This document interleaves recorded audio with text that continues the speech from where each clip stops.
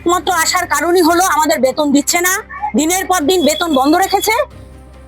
যেহেতু মহিষেন গুপ্তর আন্ডারে ঢুকেছিলাম, সেই জন্য দীনদয়াল কল্যাণী আমাদেরকে রাগ করে বের করে দিয়েছিল। যেহেতু আমার বাবা চাকরি করতেন পৌরসভায়, শুধু জয়দেব দাস হবে না, এর সঙ্গে অনেকে জড়িত আছে, অনেকে মাথা। আমি যদিও আমরা যদিও মাথাটা আমরা সব জানি, কিন্তু বলবো না, গেলে আমাদের বাড়িতে মার্ডার হয়ে যাবে। ওদের কার আছে, ওরা বাইকে ঘুরে, আর আমাদের বড়রা পরে টোটো চালায়, আমাদের সংসার চলছে। বকেয়া বেতনের দাবিতে এবার পথে নামলেন রায়গঞ্জ পৌরসভার অস্থায়ী স্বাস্থ্যকর্মীরা। বৃহস্পতিবার তারা একত্রিত হয়ে রায়গঞ্জ পৌরসভার প্রশাসকের কাছে স্মারকলিপি জমা দেন এবং দ্রুত বেতন পরিশোধের দাবি জানান। স্বাস্থ্যকর্মীদের অভিযোগ, গত 3 থেকে 4 মাস ধরে তারা কোনো বেতন পাননি, অথচ নিয়মিতভাবে দায়িত্ব পালন করলেও তাদের মাসিক বেতন মাত্র 4,000 টাকা।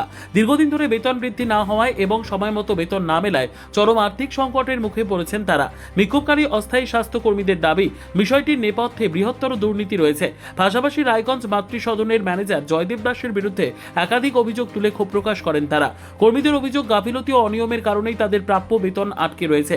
এদিন স্মারকলিপি জমা দিয়ে দ্রুত বকেয়া বেতন মিটিয়ে দেওয়া, নিয়মিত বেতন প্রদানের ব্যবস্থা করা এবং দীর্ঘদিনের বেতন কাঠামো পুনর্বিবেচনার দাবি জানান অস্থায়ী স্বাস্থ্যকর্মীরা হুঁশিয়ারি দিয়ে জানান, দ্রুত সমস্যার সমাধান না হলে আগামী দিনে বৃহত্তর আন্দোলনের পথে হাঁটতে বাধ্য হবেন তারা।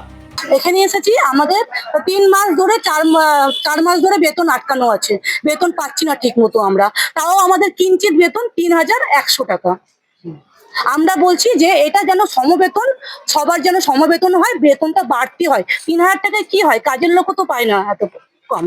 আর আপনাদেরকে কি কাজ করতে হয়? আমাদেরকে করতে হয় হচ্ছে ওয়ার্ডে বাচ্চা কাচ্চার ইঞ্জেকশনের জন্য হয়তো ডাকতে পাঠালো, নিয়ে আসলাম বাচ্চাকে, মায়ের প্রেগনেন্ট মায়েদেরকে নিয়ে আসলাম, ডেকে কয়টা মা ইঞ্জেকশন নিল সব আশা দিই আমরা, আর হচ্ছে এনএম দিদিরা সবাই মিলে করি আমরা কাজ। টেবিল গোছাই, টেবিল সাজাই, তারপর হচ্ছে বাচ্চাদেরকে ধরা, বাচ্চাদেরকে ওজন করা, বাচ্চাদের হাইট মাপা, এগুলো সব করি।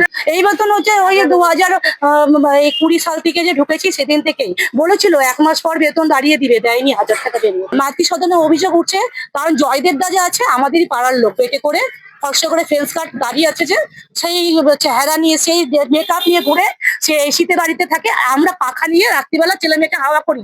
আর ওদের 3টা-4টা তালা বাড়ি ঘর, 3-4টা বাড়ি করা আছে, ওদের কার আছে, ওরা বাইকে ঘুরে, আর আমাদের বড়রা পরে টোটো চালায়, আমাদের সংসার চলছে।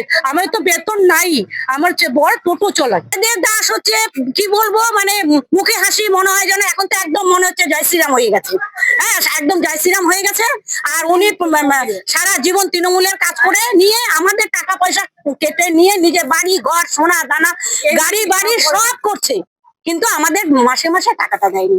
খেতো, পয়সা না খাওয়ার কি আছে, সবাই খায়, কিন্তু আমাদের পয়সাগুলো দিত মাসে মাসে, মোট তো 4,000 টাকা, 40 জনের টাকা। এটা দিলে তো আজকে তো আমরা খেতে যেতাম না, আমাদের সংসারটা ভেসে যেত না এরকম। এখন চাচ্ছি উপযুক্ত শাস্তি হোক জয়দেব দাসের, এবং আমরা জানি ঠিক বেতনটা পাই, আমাদের জানি বেতনে কোনো সময় মানে কোনো রকম ব্যাঘাত না হয়।